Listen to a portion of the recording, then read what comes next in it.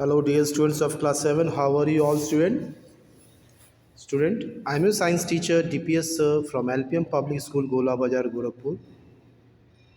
Student, as you know, chapter 12 that is motion and time is under process, and today I am going to revise and re-explain the topic rest and motion. So dear student, rest and motion. Motion is a part of our daily life. Motion हमारे रोज के दिनचर्या का एक अहम हिस्सा बन चुका है। हम अपने रोज की लाइफ में कुछ न कुछ ऐसे एक्टिविटीज़ करते हैं जिसमें मोशन देखने को मिलता है। मोशन मीन्स अपनी बॉडी में मूवमेंट, इसे कहते हैं मोशन। जैसे कि डांस करना, किक करना, क्लैप करना, रोल करना, क्रॉल करना, वॉक करना, ये सारे एक्टिविटीज़ जो हैं स्टूडेंट, इसमें मोशन नज़र आते हैं। We see many things moving around us. हम अपने चारों तरफ बहुत सी चीज़ें मूविंग करते हुए हमें नज़र आती हैं, जैसे कि hand of the clock, rotating fan, vehicles moving on roads, children playing in playground, जैसे कि स्टूडेंट घड़ी की सुई का मूव करना, पंखे का घूमना, वाहनों का सड़क पे घूमना, बच्चों का प्लेग्राउंड में खेलना, ये सारे इवेंट्स जो हैं इसमें मोशन शो होता है। An object is said to be in motion. किसी वस्तु को हम मोशन में तब कह सकते हैं जब when it changes its position, जब वो अपना पोजीशन, अपना स्थान समय के अनुसार अपना स्थान परिवर्तित करता है, तो हम उसे मोशन कहते हैं।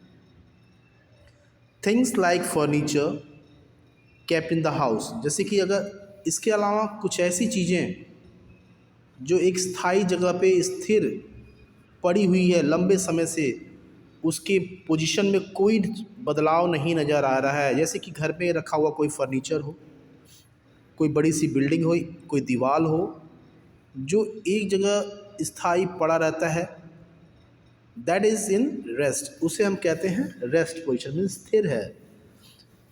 वह अपना पोजीशन नहीं चेंज कर पा रहा है, इसलिए वो रेस्ट है, और जो अपना पोजीशन चेंज कर पा रहा है वो मोशन है।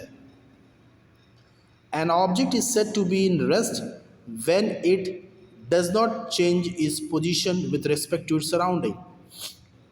Now student, speed. स्पीड क्या है? वंस अगेन इसके थोड़ा ऊपर का टॉपिक हम रिवाइज करेंगे। वह वस्तु जो समय के साथ अपना स्थान परिवर्तित नहीं कर रहा है, वह वस्तु रेस्ट में है। Next student, speed. When an object or any moving object takes longer time to commute certain distance, जब कोई वस्तु और एनी मूविंग ऑब्जेक्ट या कोई भी मूविंग करता हुआ वस्तु अगर लंबा समय ले रहा है किसी स्थान को परिवर्तित करने में, इसका मतलब वो एक निश्चित दूरी तय करने में ज़्यादा वक्त ले रहा है, यानी उसकी स्पीड जो है स्लो मानी जाएगी कि वो बहुत धीमी गति से, धीमी चाल से मूव कर रहा है। पर वही निश्चित दूरी अगर बहुत कम समय में कोई ऑब्जेक्ट तय कर रहा है, इसका मतलब उसकी स्पीड जो है काफ़ी अधिक है, इसलिए उतनी दूरी ये बहुत कम समय में तय किया, यानी वो ऑब्जेक्ट बहुत फास्ट मूव कर रहा है। When Sumaira, a girl named Sumaira, goes to school, जब वो स्कूल जाती है, she reaches there in 15 minutes, वो 15 मिनट में स्कूल पहुंच जाती है। Her sister covers the same distance in 10 minutes, और उसकी बहन वही दूरी 10 मिनट में कवर करती है। When she goes to school, जब वो स्कूल जाती है, on her bicycle, जब वो अपने साइकिल से स्कूल जाती है, the same distance is covered in 5 minute, तो वही दूरी वो 5 मिनट में कवर करती है। Okay, the same distance is covered in 5 minute when her parents go to school on a parents teacher meeting. Okay dear student, means वही दूरी कितना कम समय या कितना अधिक समय लगता है, ये डिपेंड होता है मीन्स ऑफ ट्रांसपोर्ट। अगर हम पैदल जा रहे हैं तो वही दूरी 15 मिनट लगा, अगर हम साइकिल से जा रहे हैं तो थोड़ा उससे फास्टर हो गया हमारी मूवमेंट, तो 10 मिनट में पहुँचेंगे। वही अगर हम कार से जा रहे हैं तो थोड़ा और कम समय लगेगा, 5 मिनट में पहुँच जाएंगे। सुमेरा स्कूल जाती है, स्कूल जाने के लिए she reaches there in 15 minutes, 15 minute पहुंचती है अगर वो पैदल जाती है तो। Her sister cover the same distance 10 minute when she goes by cycle, उसकी बहन वही दूरी 10 मिनट में कवर करती है जब वो साइकिल से जाती है। सेम डिस्टेंस कवर्ड, और जो उसके पेरेंट्स जब जाते हैं स्कूल में पेरेंट्स टीचर मीटिंग में तो 5 मिनट में ही पहुँच जाते हैं वो सेम दूरी। ओके, दिस एग्जाम्पल डिपिक्ट, इस एग्जाम्पल से ये पता चलता है that certain distance can be covered by less time by moving at high speed, क्योंकि पैदल से कहीं तेज साइकिल की स्पीड होती है और साइकिल से कहीं तेज कार की स्पीड होती है, इसलिए अलग अलग मीन्स ऑफ ट्रांसपोर्ट से जाने पे अलग अलग समय लगा, जिसमें सबसे हाई स्पीड कार की रही, उससे लोअर स्पीड साइकिल की रही, उससे लोअर स्पीड बाई वॉकिंग की रही। तो यही होता है स्लो और fast motion. Car fast motion किया, हाँ, वॉकिंग मीन्स ऑफ वॉकिंग जो है वो स्लो मोशन किया। तो slow and fast motion is estimated by comparing the distance travelled by them in A given unit time. Slow और fast movement जो है ये दिए गए निश्चित समय में कितना दूरी तय करता है उससे पता चलता है। सपोज कोई वाहन 1 घंटे में 30 किलोमीटर गया, तो वहीं पे कोई वाहन 1 घंटे में 45 किलोमीटर गया, तो जो वाहन 1 घंटे में 45 किलोमीटर गया उसकी स्पीड फार मोर ग्रेटर है than that vehicle who has gone 30 kilometre in 1 hour. Okay dear student, now student, speed निकालने का फॉर्मूला क्या है? टोटल डिस्टेंस या distance travelled divide by time taken. Suppose that student, once again I will want to revise it. Suppose that from Gola Bazaar, okay dear student, to Gorakhpur the distance is 60 kilometer and you are going by bus and the bus take 2 hours of timing to complete the 60 kilometer distance. So you always know that speed is taken in kilometer per hour. So how to find it out? Formula of a speed is distance upon time taken. So distance is 60 kilometer and time is taken 2, so we divide 2 by 60, so it will become 30. That means 30 kilometer per hour will be the speed of that bus which has gone to from Gola to Gorakhpur. It has taken 2 hours to complete that 60 kilometer distance, and when you will divide the total distance by total time taken, you will get the speed, that is 30 kilometer per hour. Okay student, now student, slow and fast motion. Slow and fast motion. Objects may travel fast or slow.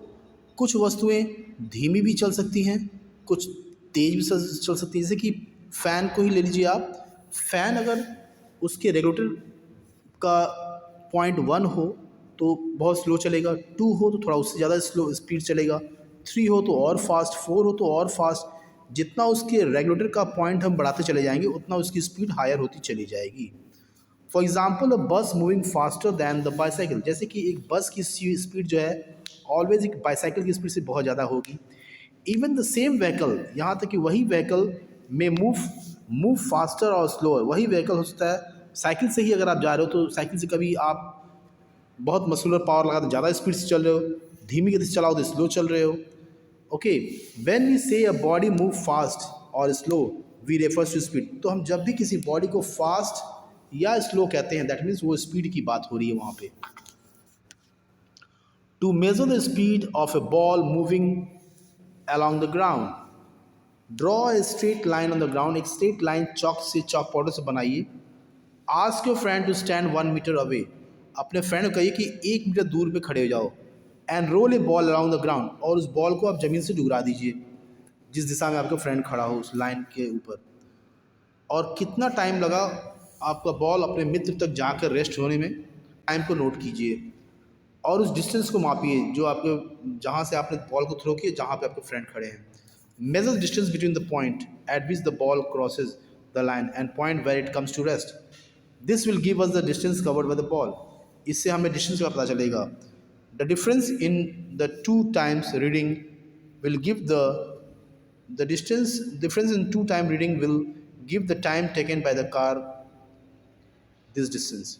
Divide the distance covered by time taken, divide the distance covered by the time taken, this will give us the speed of the, you can say the distance covered in is 3 meter 50 centimeter। Suppose the distance covered is 3 meter 50 centimeter and the time taken is 7 second, so distance upon 3.50 upon 7 time, that is 0.5 meter per second is the speed of that time। Now student, other unit of speed. What is the other unit of speed? When the distance is measured in kilometer and the time is measured in hour, then the unit of speed is written as kilometer per hour or km h minus 1।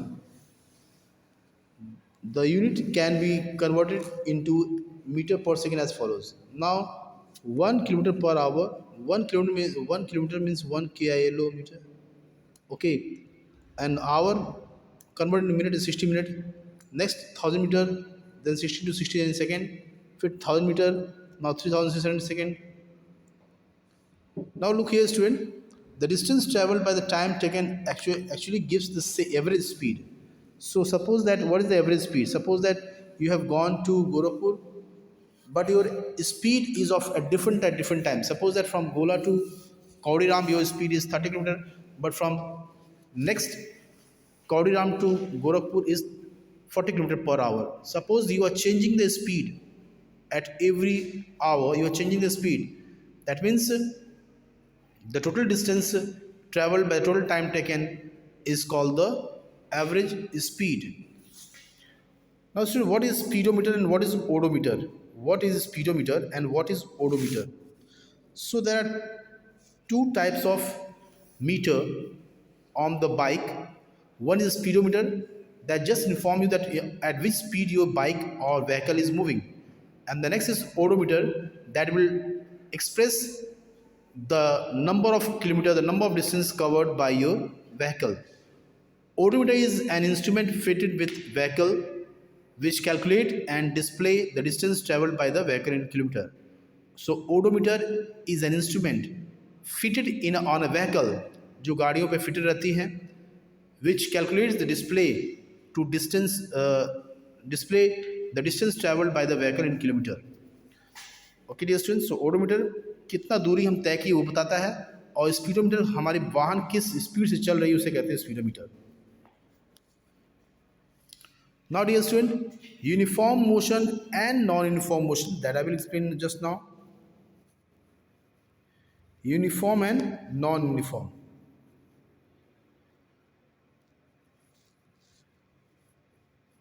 Okay, uniform, when suppose that if from Gola a person is going to Gorakhpur and after starting till the end he is going on same speed, means in every hour that person is covering equal distance, and this is called the uniform motion.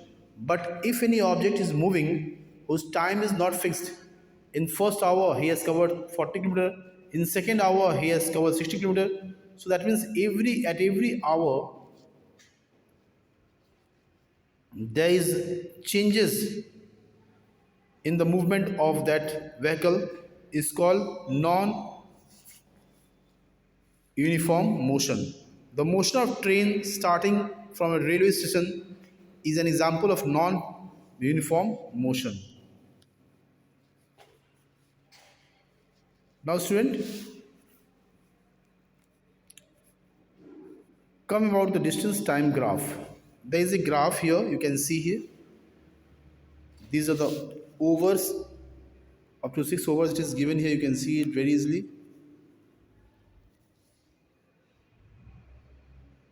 And these are the, you can say, a graph here, you can see it, where its one side is over and the other side is runs. So you can see here in the first over they made 3 runs, in second over they make 10 runs, in fourth 4 overs they make 5 runs, in 5 over they make 3 runs, and 6 over they made 12 runs.